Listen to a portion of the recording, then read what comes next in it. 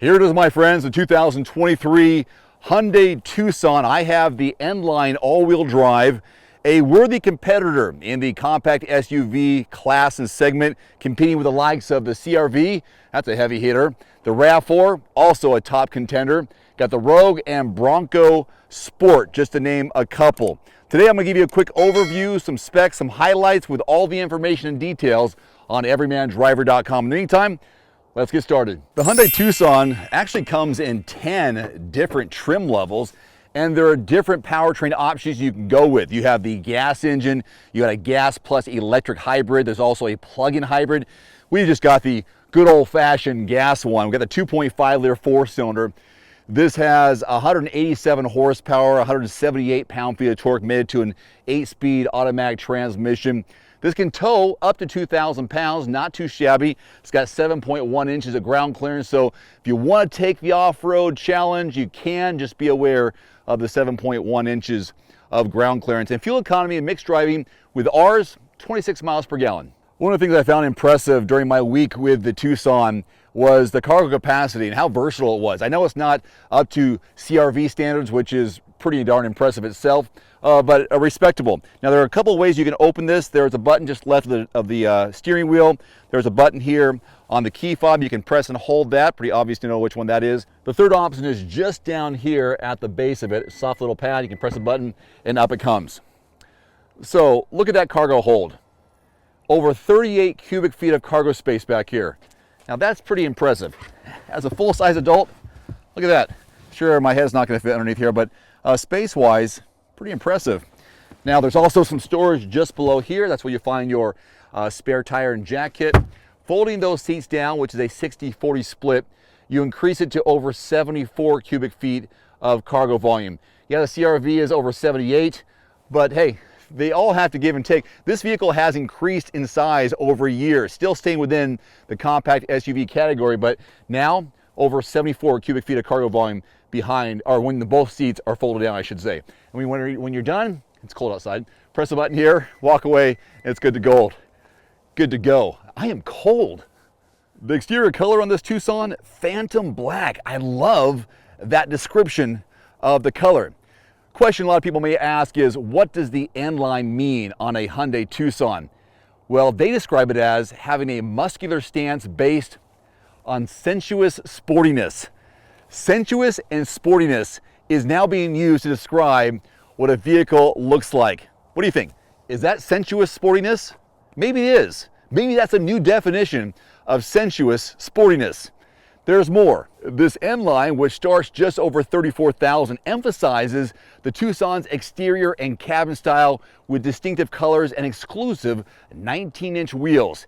You got elegant additions including darkened taillight casings, leather cloth upholstery, a leather-wrapped steering wheel, alloy pedals. We have the 10.25-inch digital cluster, premium Bose audio system, a hands-free power trunk, and smartphone connection features like remote lock and unlock. That's all part of the N-Line package and trim on the Tucson for 2023. Here's another one of my takeaways from my week with the Tucson, and that is the passenger space. In addition to having a great cargo area, passenger space is plentiful, especially for 5 passengers. Now I have my car seats back here.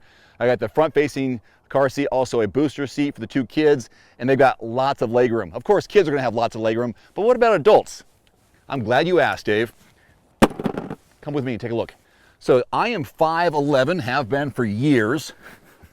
Here's my legroom behind the driver's seat, and this is my position as a driver. So me basically sitting behind myself, 2 full-size adults.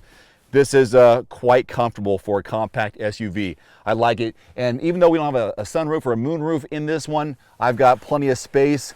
You know, you have a full-size SUV, you got the mid-size, you got a compact like ours. And with a compact, I still have compact space, but enough to where I'm not too cramped with my headroom. So how comfortable is it in the front seat of a compact like the Tucson? Pretty good. This has 2 options for screens. On the lower trim levels, you have an 8-inch touchscreen here in the center. Nice smooth interface as it cascades down into the armrest. You've got a volume knob over here that spins. Climate controls, a couple USB ports, charging pad down below, apologize. You can lock differential. There's downhill brake control, automatic start-stop feature, different camera options to look around the car.